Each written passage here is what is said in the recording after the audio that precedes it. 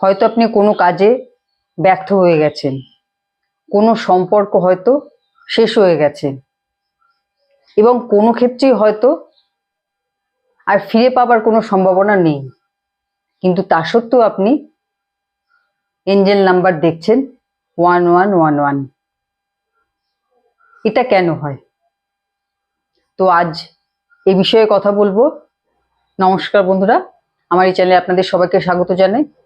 অনেক সময় আমরা অনেক রকম এঞ্জেল নাম্বার দেখি এবং তার মধ্যে যেটা বেশি দেখে থাকি আমরা সেটা হচ্ছে 1111। এই নাম্বারটি ঘুরে ফিরে আমাদের চোখের সামনে প্রায় সময় চলে আসে এবং যারা বিশ্বাস করেন যে এই নাম্বারে কিছু গুরুত্ব আছে, কিছু কার্যকারিতা আছে, তারা হয়তো ভেবে নেন যে আপনার মনের যে ইচ্ছা আছে সেটা ফুলফিল হতে চলেছে, সেই জন্য আপনি এই নাম্বার দেখছেন। কিন্তু সবসময় আমরা শুধু এই কারণে এই নাম্বারটি দেখি না, এর পিছনে কিন্তু আরো নানান রকম কারণ থাকে।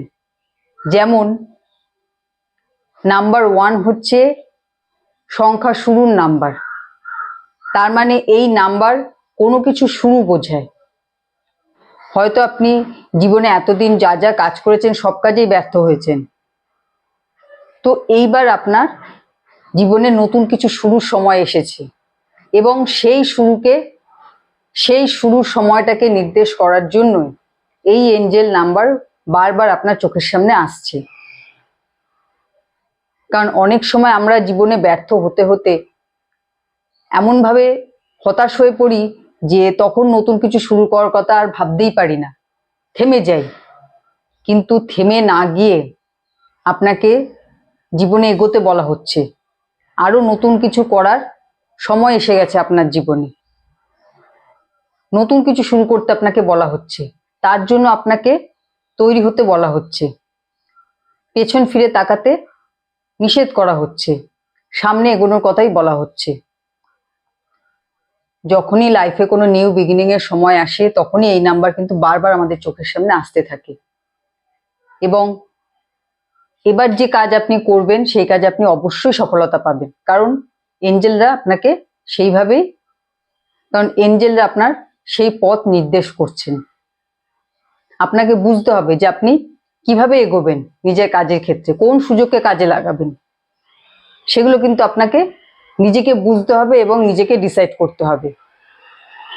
আরো একটা জিনিস বোঝায় যে নিজেকে আরো তৈরি করুন, যে বিষয়ে আপনার দক্ষতা আছে সেই স্কিল আপনার যাতে আরো বৃদ্ধি পায়, আপনি যেন আপনার কাজের ক্ষেত্রে 100% দিতে পারেন, সেইভাবে নিজেকে তৈরি করতে বলা হচ্ছে। আর আরো একটা কারণে আমরা এই নাম্বার দেখে থাকি, সেটা হচ্ছে এই নাম্বার আমাদের স্পিরিচুয়াল জার্নিকে নির্দেশ করে।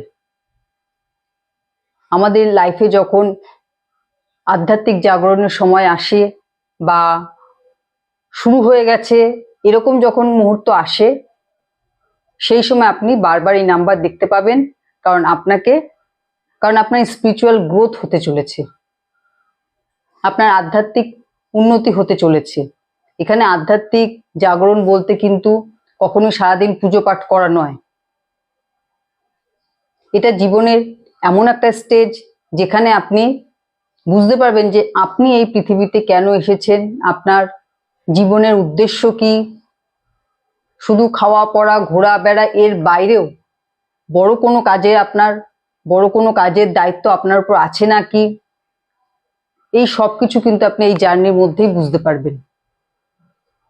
এবং এই জার্নি আরো 5টা মানুষের থেকে কিন্তু আপনাকে আলাদা করবে। আরো 5টা মানুষের সাথে আপনার চিন্তা ভাবনার মিল হবে না, আপনার আলাপ আলোচনার মিল হবে না, আপনার চিন্তাই হবে আউট অফ দ্য বক্স, সাধারণ থেকে আলাদা। আধ্যাত্মিক জাগরণ ঈশ্বরকে অনুভব করার একটা রাস্তা তৈরি করে। তো এই জার্নি যখন আপনার শুরু হবে বা হতে চলেছে তখনও কিন্তু বারবার এই নাম্বার আপনার চোখের সামনে আসবে, কারণ আপনার স্পিরিচুয়াল গ্রোথ হতে চলেছে এবং এই সময় আপনি ইউনিভার্সের সাথে এমনই অ্যালাইনমেন্টে আছেন যে সমস্ত শুভ শক্তির আশীর্বাদ কিন্তু আপনার সাথে আছে, আপনার পূর্বপুরুষদের আশীর্বাদও আপনার সাথে আছে। তো পুরনো চিন্তা ভাবনাকে পেছনে ফেলে রেখে নতুনভাবে নিজের জীবনকে শুরু করুন এবং স্পিরিচুয়াল জার্নির মাধ্যমে আপনার এই চলার পথকে আরো মসৃণ করে তুলুন। ঠিক আছে? তো আজকের ভিডিও এখানেই শেষ করছি। সবাই ভালো থাকবেন, সুস্থ থাকবেন। নমস্কার।